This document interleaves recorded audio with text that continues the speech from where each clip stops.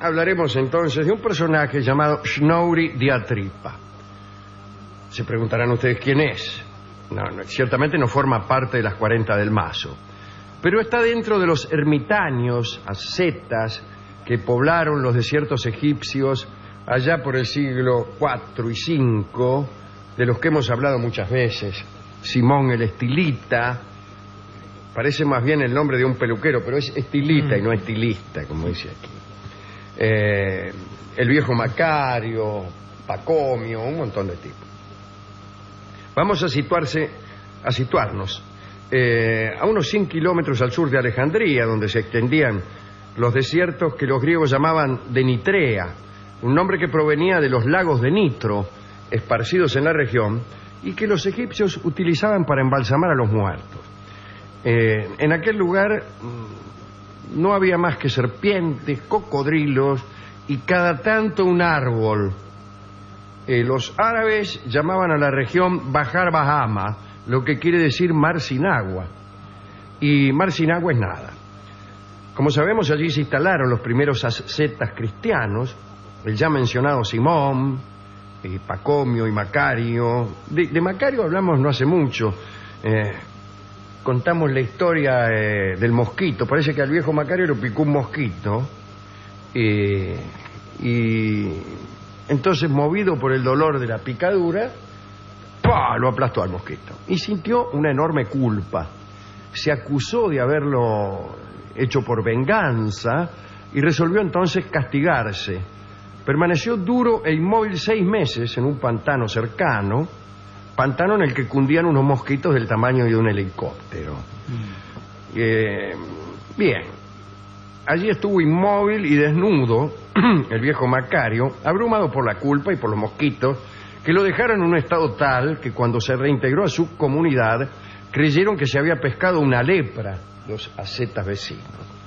En otra oportunidad, digo esto para demostrar su desapego por las posesiones mundanas, llegó a la casa, o al lugar que podíamos llamar su casa, que era un lugar muy misio, y había unos chorros que lo estaban desvalijando.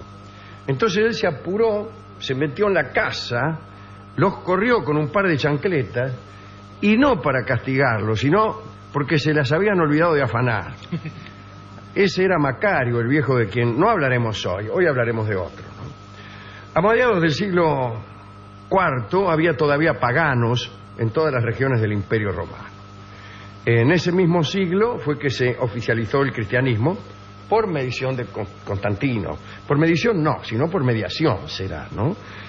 Aquel que vio en el cielo una cruz con este signo vencerá, se convirtió y pues hizo oficial el cristianismo en todo el imperio. Pero todavía había paganos por todas partes. El paganismo estaba agonizando, como dice Michelet, pero los dioses no siempre mueren con violencia. En algunos pueblos se ha dado que los dioses murieran sin escándalo, sin matanza, dejándose simplemente absorber por los nuevos dioses. Y hasta hay una época, alguien dice, y probablemente Marguerite Yourcenar, que en el siglo I casi nadie creía en los dioses paganos, y sin embargo todavía no estaba el cristianismo. Así que, dice la Yourcenar, la humanidad estaba sola, ¿no? Bien. Bueno, aquí donde nos vamos a instalar hoy, en los desiertos al sur de Alejandría, hubo violencia, efectivamente hubo violencia, muchachos. Aquí los dioses paganos fueron perseguidos, incluso por algún emperador bizantino, del que no hablaremos hoy, y entonces vamos a contar, en este contexto, quién demonios era Snorri di Atripa. Este muchacho había nacido en el Alto Egipto, en el pueblo que se llamaba Shenadolé, y hoy se llama Shesiret, al norte de Esmun, en el año 333. Sus padres eran muy pobres y ya desde joven mandaron a este chico, Snorri, a cuidar vacas ajenas, por cierto, ¿no? Un día, cuando tenía 8 años, sus padres notaron que Snorri no volvía a la casa luego del trabajo. ¿Qué le estará pasando al bueno de Snorri, que no regresa a su domicilio luego de la tarea?, dijeron. Entonces lo fueron a buscar y descubrieron que estaba hundido desde hacía largas horas hasta el cuello en un canal de riego, rezando. parece que había adquirido estas prácticas luego de varios encuentros con un peregrino cristiano del que no tenemos otras noticias. Por esos tiempos ya se habían establecido algunos monasterios cristianos. Así fue como dejaron a Schnaudi convertirse en monje. Se va a que se haga monje. Y lo mandaron junto con un tío llamado Vgul, que pertenecía a un monasterio cercano, para que lo cuidara. Cuando llegó a aquel monasterio, Schnaudi quiso practicar la ascesis, es decir, convertirse en una asceta. A los 16 había ayunado tanto el pobre que, según sus biógrafos, tenía el cuerpo totalmente seco y la piel adherida a los huesos. No comía más que una vez por semana. Ay, me da no sé qué. Me estoy enfermando. Y lo hacía de una manera terrible. Parece que metía unos pedazos de pan en una botella, agarraba un marroco, cortaba unos pedazos y los metía dentro de una botella. Y resolvía no comer más que aquellos cachos de pan que podía cazar con los dedos.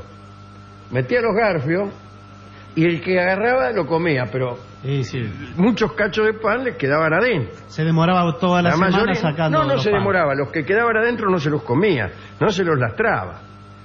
Agregaba a todo esto alguna que otra práctica, como por ejemplo atarse a una cruz y permanecer suspendido de ella una semana entera, o si no, leía constantemente, lo cual no quiere decir que sea una actividad tan autoflagelante como la anterior, salvo en algunos libros que andan por allí. Tenía también la pretensión de fundar su propio monasterio y regir a los monjes según su propio dictamen. En realidad todo esto tenía un fin: atacar al paganismo. Schnaudi odiaba a los paganos que todavía, como se ha dicho, andaban por la región. 5 años más tarde, aunque no sé 5 años más tarde de qué, probablemente 5 años más tarde del momento en que entró al monasterio, se alejó de su tío Vgul, erigió su propio lugar de culto y comenzaron a llegarle monjes que se alinearon bajo sus prédicas. A diferencia de otros monasterios o asentamientos ascéticos, Schnaudi empleó la violencia redondamente. Ideó una disciplina monástica de repulsa a toda individualidad.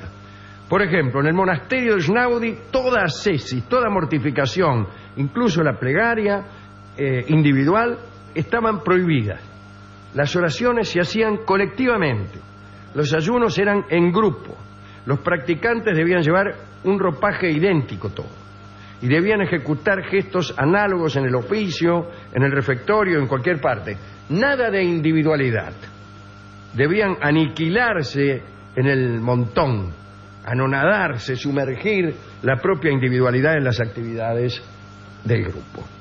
Schnaudi quería lograr, según él decía, un alma colectiva, que no es mal título para un bolero. Y dispuso una serie de reglas y ejercicios que modelaban no solo las almas, sino también los cuerpos, hasta uniformarlos. Y él pretendía unificar hasta los momentos más sutiles. Sus monjes debían ser capaces de conservar las mismas posturas, el mismo gesto en todas sus actividades. Por ejemplo, cuando sonaba el llamado a oficio, mejor, no es un buen llamado a oficio. Ahí está. O al refectorio, los monjes debían abandonar inmediatamente su trabajo, cualquier cosa que estuvieran haciendo, inmovilizarse y esperar la segunda llamada un rato después. Schnaudi castigaba despiadadamente a todo monje al que sorprendía prosiguiendo un gesto después del aviso, como en aquel juego. Claro, el cigarrillo 43. Claro, 1, 2, 3, cigarrillo 43. Ahí está, bien. Bueno, se puede conjeturar que esto daba lugar a situaciones difíciles, ¿no? Parece que un día la llamada sorprendió a un monje panadero en el mismo momento en que metía leña en el horno. Y parece que tuvo que quedarse con la mano adentro del horno. No es una metáfora, inmóvil, no. Inmóvil en esa postura hasta que llegó la segunda llamada. Y entonces retiró su mano ya completamente quemada, pobre panadero. Esto con respecto a la unificación física. Con respecto al espíritu, había un cierto número de prohibiciones. No se podían usar pronombres posesivos, Nada de me too soon. Estaba prohibida la risa también. El simple hecho de reír exponía al monje a un palazo. El castigo se hacía con un palo y los palazos a veces provocaban la muerte del tipo. Ahora, ¿el que pegaba el palazo estaba fuera de toda uniformidad? No, era Schnaudi. Claro, es el que vigila. Él sí estaba fuera. Él era el que mandaba. Claro. Vos te reías, venía Schnaudi, te surtía un palazo y te liquidaba. Y a este le llamaba unificación espiritual. Schnaudi inspiraba tal terror, bueno, imagínese, que todos los monjes salían rajando cuando el tipo agarraba el palo o daba señales de enojo. Bueno, no era precisamente el método de Jean Piaget el que aplicaba ese maestro, pero el caso es que con esa disciplina Schnaudi da Trippa había formado más que un grupo de monjes, un ejército.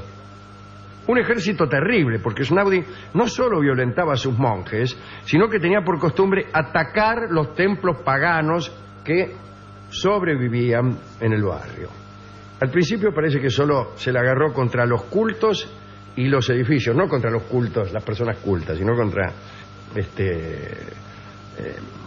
los cultos religiosos, ¿no? Se contentaba con interrumpir las plegarias, o entraba al templo y tiraba abajo 3, 4 estatuas, ¿no? O se afanaba objetos preciosos. Pero después ya no le fue suficiente y entonces arremetían contra aquellos que profesaban el paganismo. Es decir, ya no entraba a interrumpir el culto o a romper 3 o 4 estatuas, sino que agarraban a los que tenían fama de pagano y se le hacían paganos, digamos. O te fajaban o te mataban. La verdad es que, como se ha dicho, algunos emperadores de Bizancio, Teodosio, por ejemplo, y sus sucesores, no hicieron mucho para impedir aquellos actos realizados bajo el estandarte de Cristo, sino que más bien los prohijaban aquellos actos. Y entonces los paganos de Ashmung y los pueblos vecinos temblaban al solo escuchar el nombre de Schnaudi da Trippa. Vos te parabas en la calle y decías Schnaudi da Trippa y todos temblaban. Un día, parece brasilero, ¿no? Schnaudi da Trippa. Sí. Un día Schnaudi y sus seguidores atacaron a una estatua que emitía oráculos y en torno a la cual se juntaban muchos paganos. Bueno, hubo unas peleas, pronto degeneraron en matanzas y los monjes, enloquecidos de furor, le prendieron fuego a las casas, saquearon la ciudad y degollaron a todo el que encontraban en la calle, en nombre de la piedad. Nada detuvo a Schnaudi en aquella locura exterminadora hasta el año 446. Recuérdese que había nacido en el 333. Por esos tiempos Schnaudi estaba saqueando un templo pagano en la Tebaida y en un momento los atacados tomaron algunas de las piedras y lapidaron al monje cuando emprendía su lenta retirada. Era una retirada lenta porque tenía 113 años de edad. Imagino yo que les diría a sus compañeros más rápidos, no corran que es peor, yo qué sé. Y Schnaudi es solo un ejemplo de los centenares de monjes que, ya no como los pacíficos ascetas de quienes hemos hablado, que eran tipos que se autocastigaban por haber matado un mosquito. No, tipos que de un modo violento entraron en los desiertos egipcios para destruir los vestigios de un paganismo que aún sobrevivía. Hemos dicho muchas veces que si los cristianos fueron tratados con intolerancia en los primeros siglos, particularmente por los emperadores romanos, ¿no? Después la intolerancia con que devolvieron el golpe fue también muy intensa. Bueno. Una moraleja que podemos extraer de aquí es que comer una vez por semana y mal permite que uno viva hasta los 113 años. ¿Le parece? Si le parece que esto es vida, ¿no? Bueno. Y si en aquel desierto, mal atendido, en una época de enormes dificultades para sobrevivir, este hombre llegó a los 113 años, quiere decir... ¿Qué? Que vivió hasta esa edad. No sé qué quiere decir. Hemos ido a la discoteca y le contamos esta historia. ¿Qué edad tiene el discotecario? ¿Eh? ¿Qué edad tiene? El discotecario creo que tiene 56. Ah, porque parece Sí. más. Parece más. Ahora le aseguro que no come una vez por semana. Está No, siempre no. con un sándwich No, no. de salame. Sí, cada 10 minutos. Sí. Y él me dijo que estaba haciendo una dieta, Ajá. la dieta de la luna. ¿Y cómo es la dieta de la luna? Cuando hay luna llena no comes nada. Ah, bueno, cada 28 días es Sí, eso. pero no sé si da. Bueno, no importa. Él me dijo que también, así como el viejo Macario, le habían entrado a robar Ujú. y nada más. Ahí terminó la analogía. Pero si le tenía que dar un disco, ¿qué? ¿Se llevaron los discos? No, pero me contó. ¿No vio que había unos ladrones que le robaron Sí, bueno. a Macario? Él también. Él siempre tiene algo mejor para contar. Bueno, pero También está me bien. dijo que el lugar donde él vivía también era muy humilde y entonces me dio un disco. Buah, menos Es mal. el Bulín de la calle Ayacucho, porque según él me explicó, él vive en la calle Ayacucho, Y bueno. en una casa muy humilde. Le expliqué que la calle Ayacucho no tiene casas muy humildes. Y él me explicó que él vivía a 72 cuadras de la estación San Fernando, en una calle que se llama Ayacucho. Allá en... Sí, en todos los lugares del conurbano hay calles que se llaman Ayacucho, Sí. Alvear. Yo vivo en en Alvear, imagínate. Claro, ¿Alvear de dónde? En Alvear, casi esquina 147 bis. Bien. Señores, vamos a escuchar entonces a Jorge Vidal en este tango, El Bulín de la calle Ayacucho, que describe las humildes viviendas de los ascetas. Adelante.